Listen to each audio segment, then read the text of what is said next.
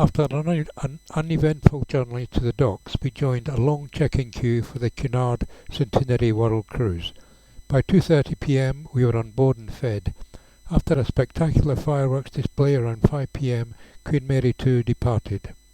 An after-dinner theatre performance by a former fiddle soloist with the Lord of the Dance rounded off the day. Rough seas are predicted for tomorrow. The following day, the 12th of January, we awoke to a force 9 gale in the Channel. A 2 to 3 metre swell resulted in great care being necessary as the ship's movement was very pronounced. It was a case of attending an interesting set of lectures in the Illuminations Theatre, followed by a show in the evening. As the sea remained very rough in the evening, we gave dancing a miss. This was the first ball attire evening, black and white tuxedo with a glass of Prosecco at dinner, courtesy of the captain. There were some really interesting people on board, with lots of well-heeled Americans who embarked in New York. We were amazed to meet so many people, Americans and Brits, who were on for the whole 3.5 month world cruise. Our mornings started to develop a pattern. A gym session first thing, followed by breakfast, and then settling into the Illuminations Theatre, where most of the lectures at this time were on subjects such as history, archaeology, astronomy, art, etc. There was an amazing live on-stage interview with Fatima Bhutto, niece of Benazir Bhutto, late Pakistani Prime Minister.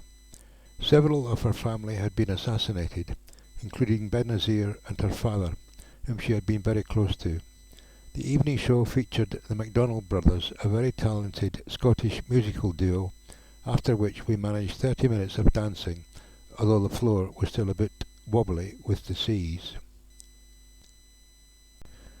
QM2 docked first thing in Lisbon on the 14th of January, and we were up at 6 a.m. for an organised tour of the city by tram and coach. The tram followed the number 28 route through the Old Town, the hilliest we've ever come across. It's certainly not a city for cyclists, unless of Tour de France status. We had a superb local guide and were served on board local delicacies of pastel de nata and port wine. We are very lucky with the weather, as it was dry after a recent deluge. They now have no concerns about drought for the next 3 years, and it's expected to rain again tomorrow. Lisbon is definitely worth coming back for a week. Entertainment tonight comprised a singer in the theatre followed by dancing. From the hill of the castle. So that gives you an idea of what we're going to. Our driver can also get out from here so that we can have a better view.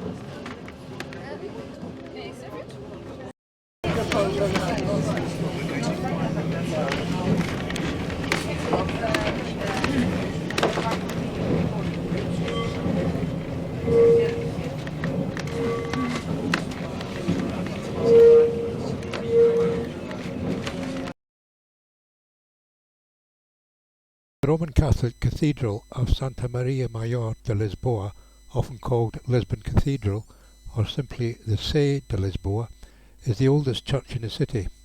It is the seat of the Patriarchate of Lisbon. Built in 1147, the cathedral has survived many earthquakes and has been modified, renovated and restored several times. It is nowadays a mix of different architectural styles. It's been classified as a national monument since 1910.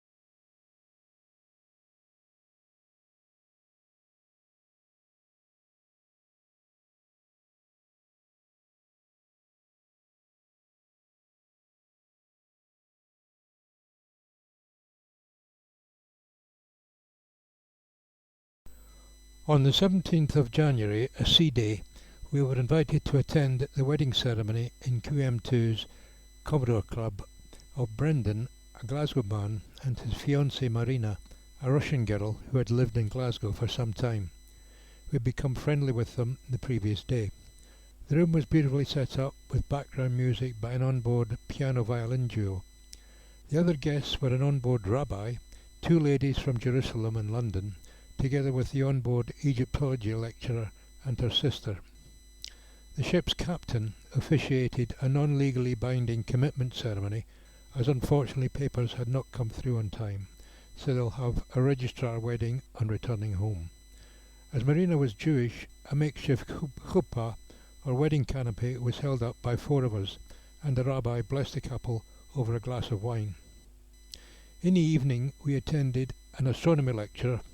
The audience consensus was that the three wise men were following a planetary conjunction in 27 BC.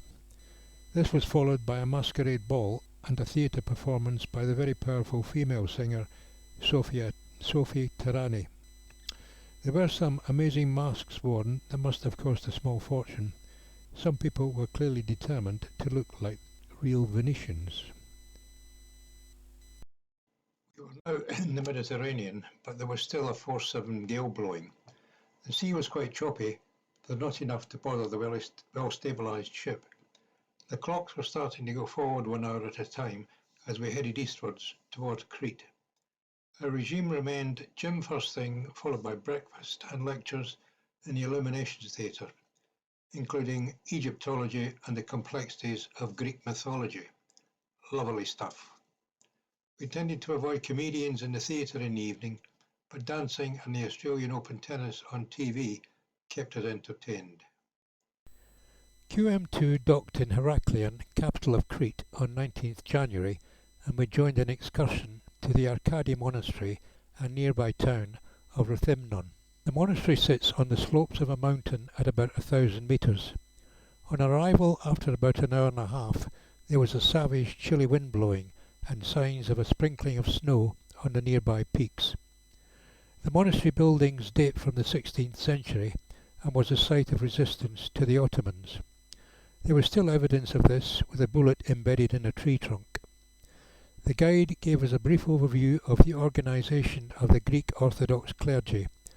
Those wishing to remain parish priests must marry, whereas those who want a progressive career in the church are not allowed to. Crete produces all sorts of standard fruit and vegetables, as well as exotics. It has never had any industry, as when every other country was going through the Industrial Revolution, the Ottomans were still in control. The Venetians were the first to cut down the trees on the island for ships.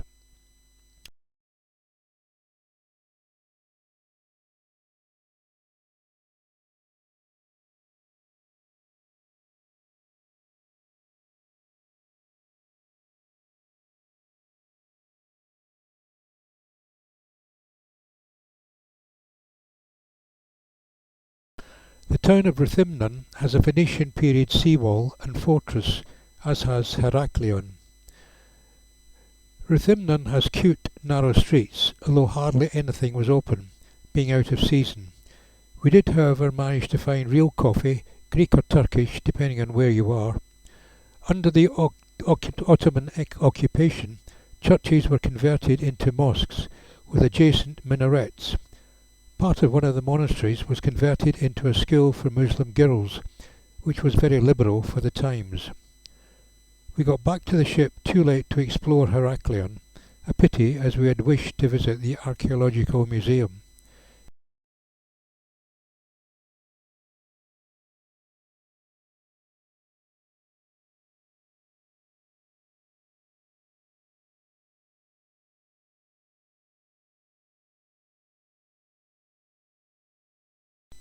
We transited the Suez Canal during the evening and night of 21st-22nd January. It was completely uneventful and we didn't bother to stay up as we'd been through before, and there really isn't much to see. On 23rd of January the ship docked in Safaga, a nondescript port on the shores of the Red Sea. About 1,000 people disembarked and travelled in a convoy of 30 plus coaches plus police escort to Luxor and the Valley of the Kings. We'd been to Luxor and the Valley of the Kings previously and decided a 7.5 hour non-stop round trip through the desert wasn't really something we were looking forward to, so we opted out and stayed on board for a relaxing day. We might have been considered cowards, but we were on our holidays after all, not the endurance course. A local folk group performed in the theatre in the evening and comprised an amazing drummer and a display by whirling dervish dancers. On 24th of January, John Peters, the UK squadron leader and RAF Tornado pilot, who was famously shot down over Kuwait in the First Kuwait War, was a speaker in the Illuminations Theatre. His story was quite astonishing. He and his navigator bailed out and were captured by the Iraqi army and spent several years in captivity, under constant severe beatings and threats of torture and execution. His story is told in his book, Tornado Down. He is a remarkable man, managing to survive what would be, to most mortals, an unsurvivable experience. After the war, he was released and returned to the UK, where he was reunited with his wife and family. He was an excellent speaker and came across as completely affable with a great sense of humour. A most remarkable man. It's the 25th of January and we attended a lecture by Lieutenant Commander David Carter, the Royal Navy's Merchant Navy Liaison Officer on full-time reserve service. He is responsible for assessing the piracy threat and requisite military response off the coast of Somalia in the Gulf of Aden. This has become necessary as a result of several incidents of kidnap and ransom piracy in the Gulf in recent years. Although the threat has now diminished somewhat, and for a ship such as QM2 considered minimal, the ship will be under very strict security watch and access to deck areas will be restricted as we pass through the Bab el-Mandeb Straits. We participated in a Ceilidh dance rehearsal in preparation for a formal Burns night this evening. It's several years since we did any Scottish country dancing, and it was very enjoyable to refresh our memories a bit. There's still a strong wind blowing, with temperatures now in the mid-20s. The 27th of January, and it's a lecture on the Maria Theresa thaler, commonly referred to as the MTT, a silver bullion coin that's been used in world trade continuously since it was first minted in 1741. It's named after Maria Theresa, who ruled Austria-Hungary and Bohemia from 1740 to 1780, and she is depicted on the coin. Since the death of Maria Theresa in 1780, the coin has always been dated 1780.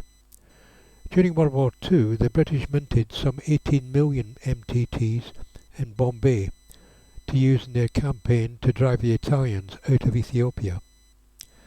The MTT continues to be produced by the Austrian Mint and is available in both proof and uncirculated conditions. In the UK, the MTT bearing the date of 1780 is a protected coin for the purposes of Part 2 of the Forgery and Counterfeiting Act 1981. On 28th January, QM2 passed out of the piracy high danger zone at 4 am and docked in Salalah, southern Oman. We joined an excursion tour of the port and its surroundings. The tour stopped at the Omani Sultan's local palace, or at least to outside its impressive estate walls and beautifully manicured gardens.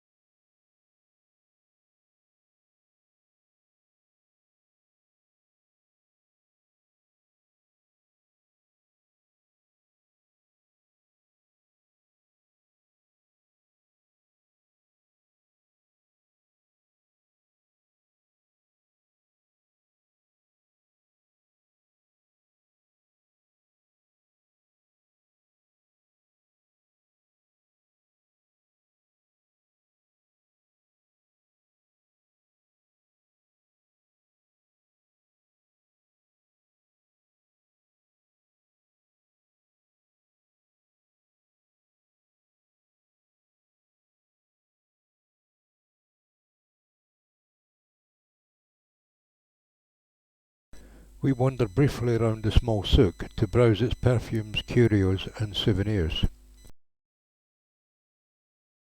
On to Dhaka village and a photo stop at its impressive beach and early primitive dwellings.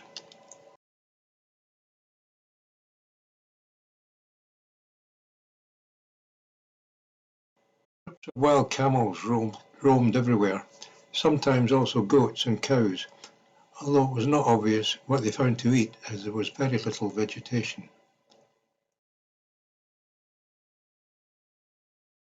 From there we continued to Khor Rori, the ancient ruins of the palace of the Queen of Sheba, believed to have once been a centre for frankincense export around the Arabian Peninsula.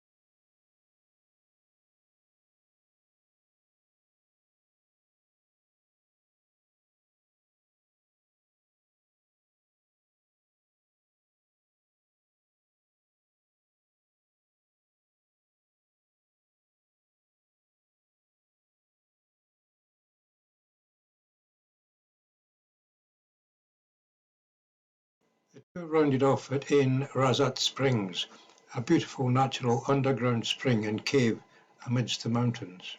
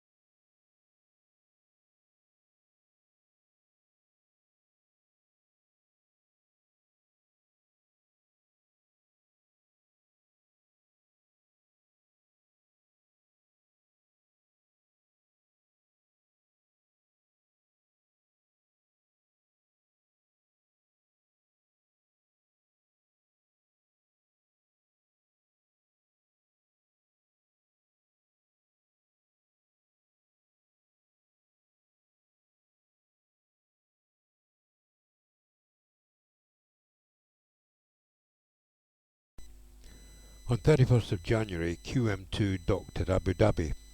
Our excursion was to the United Arab Emirates Heritage Village and the Sheikh Zayed Grand Mosque. The first thing you notice in Abu Dhabi is the skyline of skyscrapers and the obvious wealth of the country. The Heritage Village is an absorbing collection of historical reconstructions of the early pre-oil wealth days.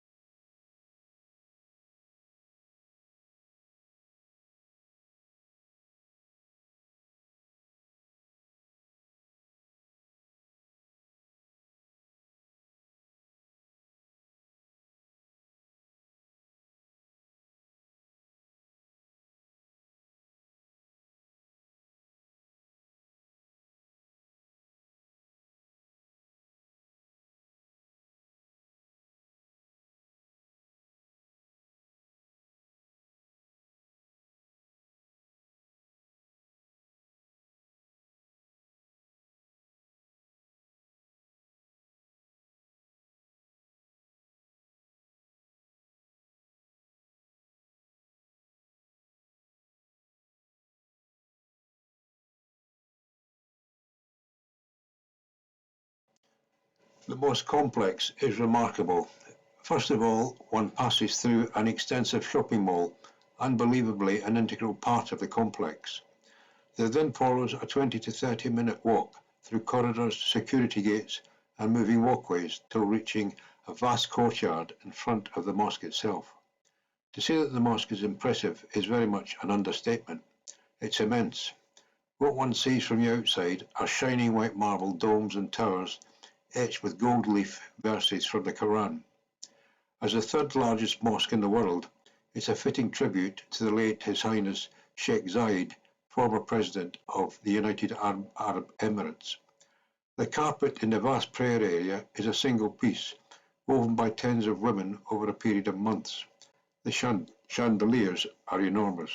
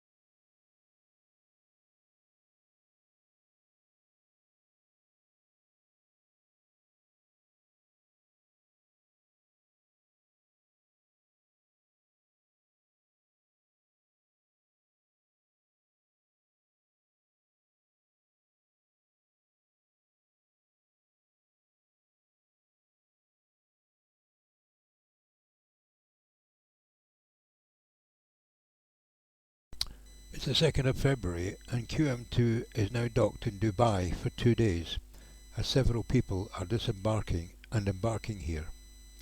On day 1 we joined an excursion taking in the Jumeirah Grand Mosque, the city, the Dubai Creek area and the souk. The city looks like a combination of New York and Los Angeles, with skyscrapers as far as the eye can see. It's built as a collection of cities, marina, education, business, etc., tending to make it a vast, sprawling metropolis compared to Abu Dhabi, which is more compact. The tour included the Old Town, originally built by Persian merchants in the 17th century.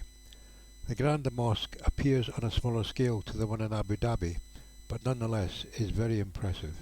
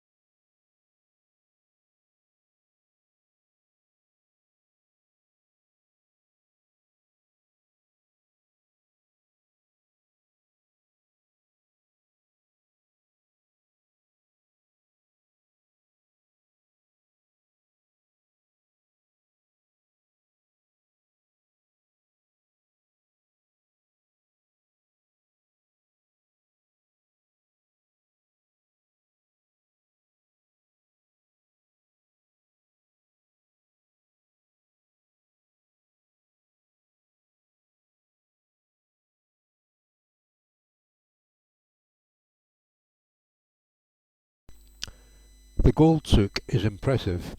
Extensive passageways are lined with very similar shops either side, with windows dripping with gold jewellery, etc.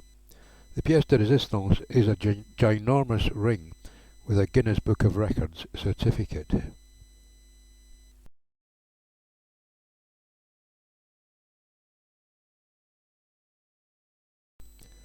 On the second day we took ourselves off on the shuttle to the Emirates Mall and the overground train to the Burj Khalifa, the tallest building in the world, at over 828 metres and 160 stories high.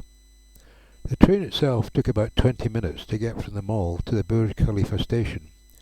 When we arrived, it turned out that this really wasn't close to Burj Khalifa at all. It took us a further half hour to walk through malls and elevated passageways to get to the Burj Khalifa proper, and then the same journey back. Curious.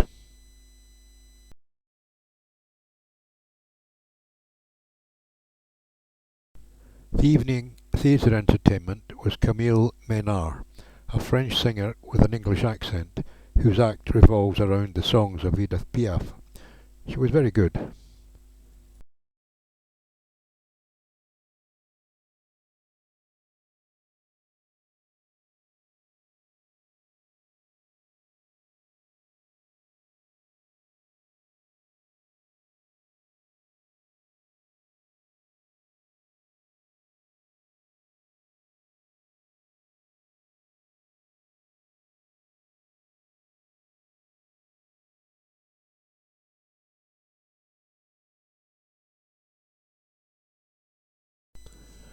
I'd say on the 3rd of February, the evening dress code was black and white, ball, that is, tuxedo, etc. The evening show was advertised as a passionata, and we participated in a class during the day where some of the bits of the show were demonstrated and taught to a group of us by two of the cast. About 20 people turned up. It comprised bits of a mixture of ballet and boogie type dancing. Most people's effort was probably more an exercise workout than actual dancing, but it was good fun. It's the 4th of February and we're in Muscat, capital of Oman. We joined a tour of the town and Grand Alamein Grand Mosque. Wandering through Muscat's exquisite Grand Mosque is an enlightening experience. As we strolled across the world's second largest handmade carpet from Iran, handmade from silk and cotton, the largest being the one in Dubai, we could sense the atmosphere when this architectural wonder is filled with 20,000 worshippers. The mosque is an artistic statement that embellishes Oman's skyline. World-renowned experts from around the globe collaborated on this marble-clad marvel, and the resulting 32,300 square foot of hand-carved stone are astounding.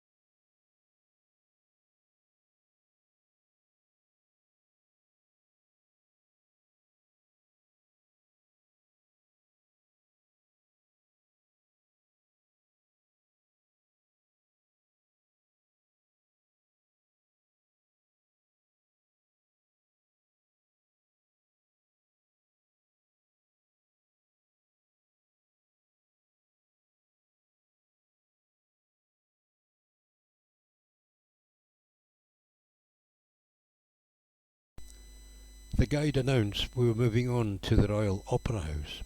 An opera house in an Arab city? Surely not. But it's an amazing building, the third largest opera house after New York and Milan. It's panelled throughout in teak. The front balconies, stage, ceiling and a huge organ can all be shifted hydraulically. Every seat has a small screen with subtitles in English and Arabic. Unbelievable.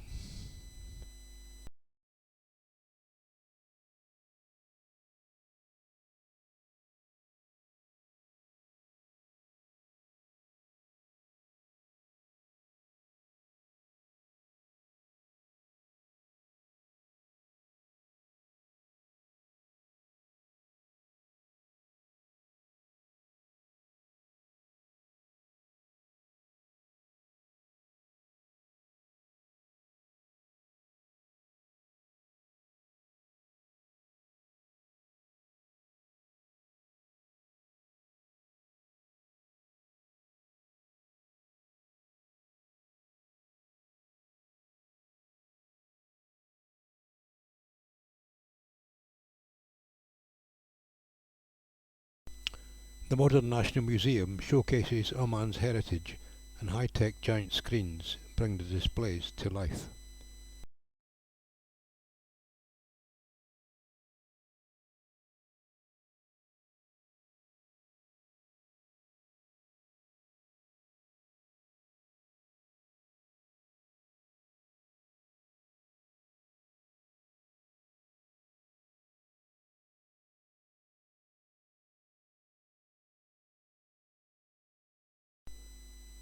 There are no skyscrapers in Muscat.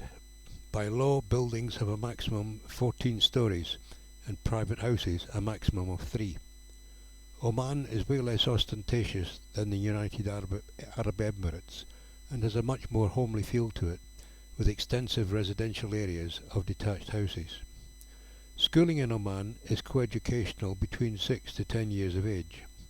Education and health are free to Omanis. Sources of income include oil and gas, fishing, minerals in the mountains and tourism. Water supply is via desalination plants. The evening theatre show featured Samantha J, a talented musician alternating between alto sax, oboe, piano and violin. The 5th to the 10th of February were Sea Days as QM2 made its way down through the tip of India and Sri Lanka towards Malaysia. Our leisure time was spent between the gym, lectures in the Illuminations Theatre, evening theatre shows and dancing, and meals of course. The lectures during this period were focused on existential threats such as climate change, simmering terrorism, spies and the increasing threat from Russia and China. The BBC Panorama journalist Jane Corbin talked about her hair-raising experiences in reporting on terrorism in hotspots around the world, including the efforts to track down Osama bin Laden. She was interviewed on stage by the entertainment director. Altogether, not exactly cheerful stuff to start the day, but absorbing nevertheless. Theatre performances during the period included a fascinating puppetry version of Gulliver's Travels. Several workshops were subsequently held by the group, demonstrating their puppets, how they were made and used in the performance. The Beatles revival pop group The Revolvers gave a rousing performance of almost forgotten 60s and 70s hits. Neil Georgeson gave an enjoyable series of classical piano recitals. The 11th of February, and we are now docked in Penang, Malaysia. We joined an excursion through Georgetown heading for the Tropical Botanic and Spice Gardens. The Botanic Gardens were established by the British in 1884. It's overflowing with orchids, cactus, bamboo plants, flowering trees and more. Mischievous long-tailed macaques wander about, adding to the atmosphere. We came across an array of interesting creatures that share the butterfly farm, which has over 100 species of butterflies. We then headed to the Tropical Spice Garden, which is nestled on the shores of Teluk Bahang, in a hidden 8-acre valley. A series of trails take you through this wonderful collection of tropical herbs and spices. The guide emphasised to us never to swallow the bark of the cinnamon, but always to get the full flavour purely from the whole stick. Unfortunately, the Americans introduced ground cinnamon, and that is what is now commonly used in the West.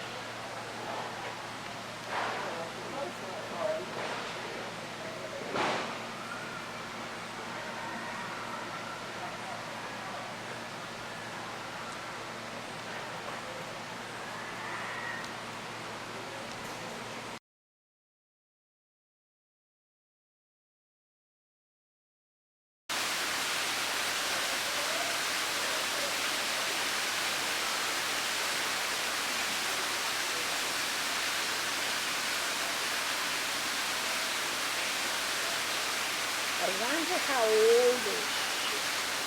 Huh? How old she is? Quite old. At least 50 or more.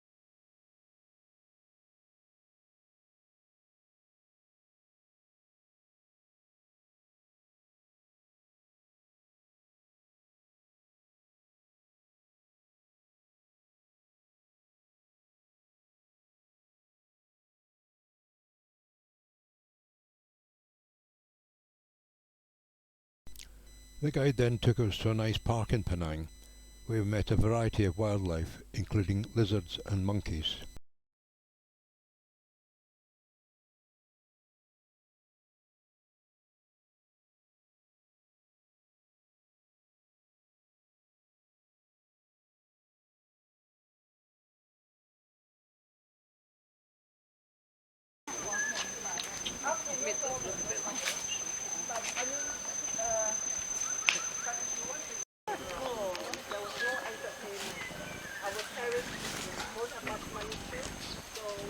They take us here and we roll around. Oh, I know.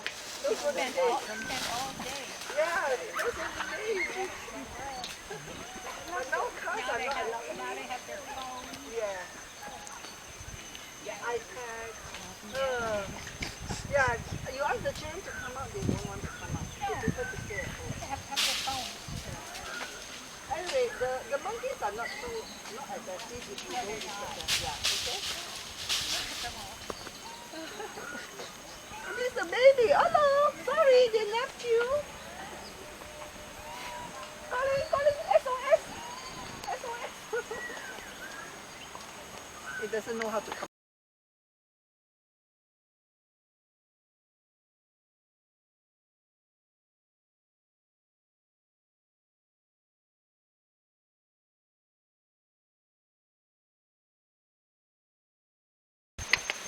Right. That's it. Yeah. Come on, pick up.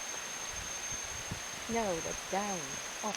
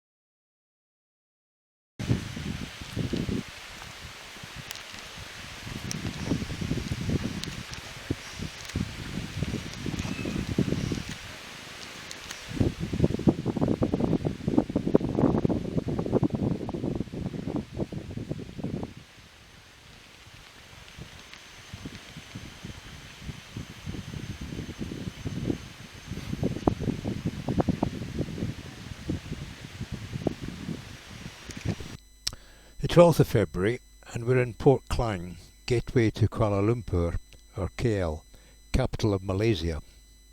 Our excursion today was to the Batu Caves, a Hindu temple 7 miles north of KL, followed by something called the School of Hard Knocks, a bit of a mystery. After a slow journey through heavy KL traffic, the coach arrived at the Batu site after an hour or so, and we were met with a seething mass of people, parked cars double and triple parked, and cars desperately trying to park somewhere. The coach driver was clearly savvy, and managed a space that may have been reserved for coaches not too far from the entrance. On entering Batu, we were met with the unbelievable view of the colossal golden statue of Lord Murugan, 140 feet high, that guards the site, with 272 rainbow-coloured steps to the temple cave. Our guide left us in the middle of the melee and instructed us we had 1 hour to climb up and back again. This we duly did, and eventually reached the spectacular Hindu shrine, set in a huge natural limestone grotto. Coming down was somewhat more precarious. Some women were carrying small babes in arms. A small trip would have been disastrous.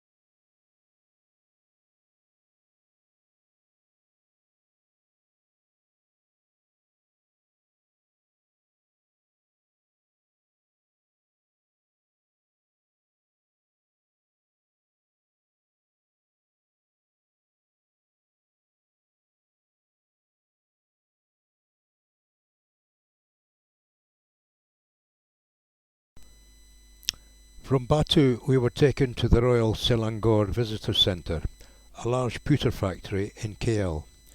We were guided round by a factory employee to get a glimpse of how pewter is crafted at the world's largest manufacturer. After a factory tour, we were led into the School of Hard Knocks.